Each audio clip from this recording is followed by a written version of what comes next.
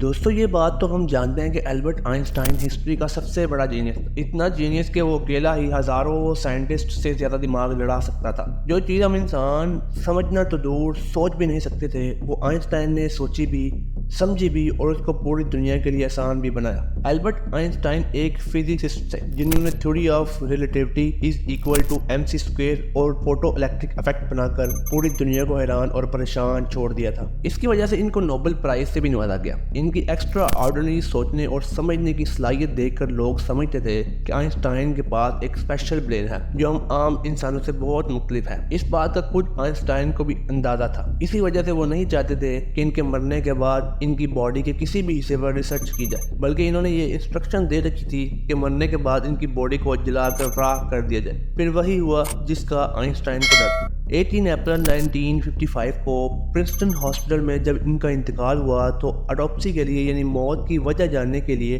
جو ڈاکٹر آیا اس نے بڑی ہوشیاری سے آئنسٹائن کا برین نکال لیا، کیونکہ اس کو یہ جاننے کی بڑی جلدی تھی کہ آخر دنیا کے سب سے بڑے جینیس کے برین میں آخر ایسا ہے کیا۔ دوستو آئنسٹائن کا برین چرانے والے ڈاکٹر تھامس ہاروے تھے، جن کو اپنے ساتھ ہونے والے انجام سے زیادہ اس جینیس برین کو اسٹڈی کرنے میں زیادہ دلچسپی تھی۔ کچھ دنوں بعد پرنسٹن ہاسپٹل کے ڈاکٹروں کو ڈاکٹر ہاروے کی اس حرکات کا پتہ چلا تو ڈاکٹر تھامس کو اپنی جاب سے ہاتھ دھونا پڑا، لیکن ڈاکٹر ہاروے آئنسٹائن کے بیٹے ہانس البرٹ سے جیسے تیسے کر کے یہ پرمیشن لینے میں کامیاب ہو گئے کہ وہ اس کے باپ کے جینیس برین کے اندر چھپے رازوں سے پردہ اٹھا کر اس کو دنیا کے سامنے لانا چاہتے ہیں۔ اس دن کے بعد سے شروع ہوا اس جینیس برین کا ایک لمبا ترین سفر۔ آگے بڑھنے سے پہلے اس چینل کو سبسکرائب کر کے بیل آئیکن کو لازمی پریس کریں۔ ڈاکٹر ہاروے ایک پیتھولوجسٹ تھے، وہ باڈی کے تمام حصوں کا صرف پوسٹ مارٹم کرنا جانتے تھے۔ یہ ان کا صرف خیال تھا کہ وہ اتنے بڑے جینیس کے برین پر ریسرچ کر پائیں گے۔ اب کنڈیشن یہ تھی کہ ڈاکٹر ہاروے پرنسٹن ہاسپٹل کی جاب سے بھی ہاتھ دھو بیٹھے اور اپنا پیتھولوجسٹ کا عہدہ بھی۔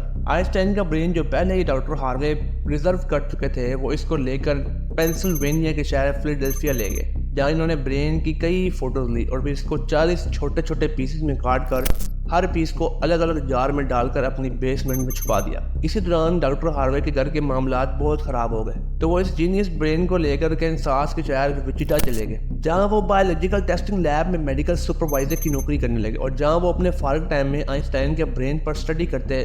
اس کے بعد وہ کئی الگ الگ جابس کے دوران اس جینیس برینز کو لے کر گھومتے رہے۔ کئی سال گزر چکے تھے لیکن ڈاکٹر ہاروے آئنسٹائن کے برین پر کچھ خاص ریسرچ نہ کر پائے، الٹا ان کا میڈیکل لائسنس بھی کینسل کر دیا گیا۔ نوبت یہاں تک آ گئی کہ ان کو ایک پلاسٹک باٹل کی فیکٹری میں جاب کرنی پڑی۔ تبھی انہوں نے پہلی بار ایک اچھا فیصلہ کیا کہ وہ اس جینیس برین کے الگ الگ حصوں کو دنیا بھر کے 20 نیورولوجسٹ کے پاس ڈیٹیل ریسرچ کے لیے بھیجیں گے، لہٰذا انہوں نے ایسا ہی کیا۔ 1955 میں برین چوری ہونے کے 30 سالوں کے بعد یعنی 1985 میں پہلی بار آئنسٹائن کے برین پر ایک اسٹڈی پبلش کی گئی۔ اس کے بعد اگلے 28 سالوں تک اس جینیس برین پر دنیا بھر کے نیورو پیتھولوجسٹ نے کئی اسٹڈی پبلش کی، جس میں بتایا گیا کہ آئنسٹائن کا برین عام انسانوں کے برین سے کافی مختلف تھا۔ سب سے بڑا ڈفرنس برین کے کارپیوسم نامی حصے میں پایا گیا۔ اب یہاں یہ جاننا ضروری ہے کہ کارپیوسم انسانی برین میں کیا کام سر انجام دیتا ہے۔ دوستو انسانی برین دو الگ الگ حصوں میں ڈیوائڈ ہوتا ہے۔ انسان جو بھی کام کرتا ہے وہ پہلے برین کے حصے میں پروسیس ہوتا ہے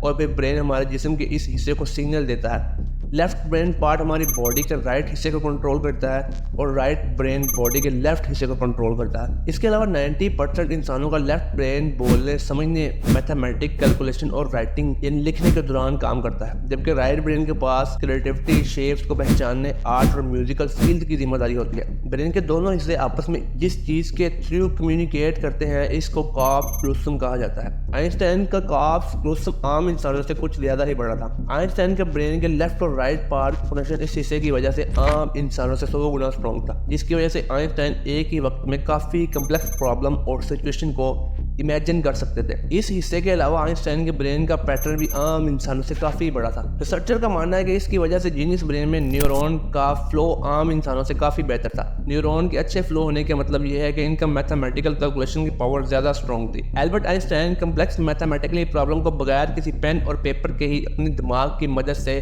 سالو کرنے کی کافی صلاحیت رکھتے تھے۔ نیورون زیادہ ہونے کی ایک اور وجہ بھی ریسرچر پیپر میں بتائی گئی۔ جب آئنسٹائن کے برین کا وزن کیا گیا تو اس کا وزن 1230 گرام تھا، جبکہ عام انسانوں کا برین کا وزن 1400 گرام ہوتا ہے۔ ریسرچر کا ماننا ہے کہ ان کے برین کی لائننگ کافی پتلی تھی، جس کی وجہ سے ان میں زیادہ نیورون پائے جاتے تھے۔ لیکن سب سے بڑا سوال ابھی بھی وہی تھا کہ آئنسٹائن ایسے ہی اسپیشل برین کے ساتھ پیدا ہوئے تھے یا اس کے بعد برین میں چینجز آئی۔ جانچ کے بعد پتہ چلا کہ آئنسٹائن جب پیدا ہوئے تھے پورے 5 سالوں تک بول ہی نہیں سکتے تھے، جبکہ دوسرے بچے 2 یا 3 سال کی عمر میں بولنا شروع کر دیتے ہیں۔ آئنسٹائن زیادہ بولنا پسند نہیں کرتے تھے، پر اپنی ہی سوچوں میں گم رہتے تھے۔ وہ میتھ اور نمبرز کو لاجیکل طریقوں سے پروسیس کرنے کے ماسٹر تھے، نہ کہ ان کو رٹا لگا کر یاد کرنے کے۔ آئنسٹائن میتھ اور سائنس کے علاوہ باقی سبجیکٹس میں دلچسپی نہیں رکھتے تھے۔ میتھ اور سائنس میں ان کی اتنی گرفت تھی کہ جب کوئی سوال پوچھنے کے لیے وہ ہاتھ کھڑا کرتے تو پروفیسر اور ٹیچرز بھی گھبرانے لگتے تھے۔ آئنسٹائن کے اکثر سوال ٹیچرز کے بھی اوپر سے گزر جاتے تھے۔ چھوٹی سی عمر میں اس یونیورس کے ایک لا کو